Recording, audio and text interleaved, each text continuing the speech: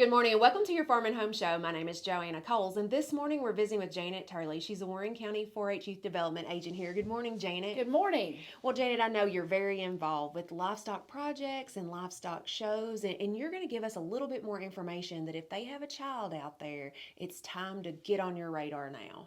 It is time to get on the radar. And I just want you to know, youth livestock shows, that's what I want to talk about today. There's lots of opportunity across Kentucky for kids to show livestock.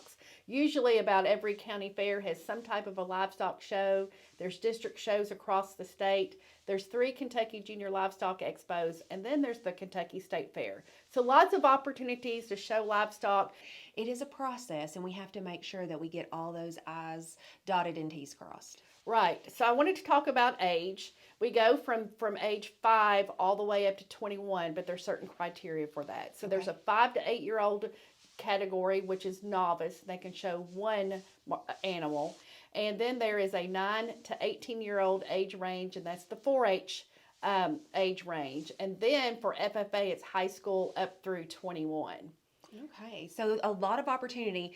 What species are we talking about with livestock here? We're talking about beef, sheep, swine, goats, and dairy. Okay. We're also talking about market animals and then breeding animals. And so the market animals, this is what I really want to talk about today, is there's some very specific criteria that's going to happen in 2022.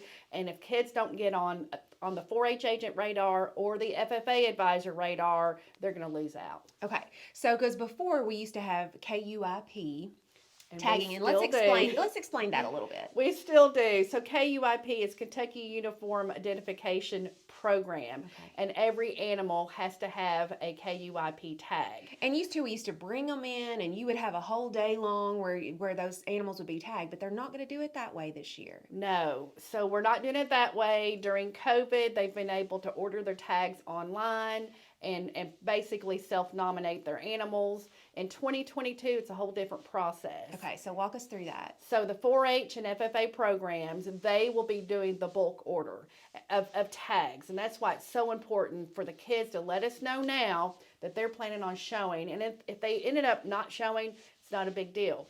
But we've got to order a tag, not just a tag, but however many animals they're showing, we need to order that many tags. And so they need to get on our radar. And if kids want to show either steers or market heifers, then that is an earlier deadline. So that's like a March. Like they need to be looking for their steers now to show. And in January, they need to let us know, hey, we're going to show. And then we will be tagging probably in early March. But those nomination forms are due like mid-March. Okay, so probably the best thing to do is if there's somebody out there and their child is interested in one of those age categories of showing livestock, they just need to contact you, or if they're older, their FFA advisor, to get all the deadlines. Because you mentioned beef was earlier than some other ones. So the sheep, goat, and swine, that nomination process deadline is in May. So we have to order the tags, we have to get them in the ears, we have to pull DNA. So DNA is something that can be pulled underneath the tail. Those hairs go in an envelope. And so the DNA plus the nomination form will come to either 4-H or the FFA program. And then we are responsible for sending that in. So again, you need to get on the radar of a 4-H agent or an FFA advisor if you're planning on showing market animals. But if you're going to do breeding animals, there's a Qualtrics form that they have to fill out, and that has to be done no later than June the 1st.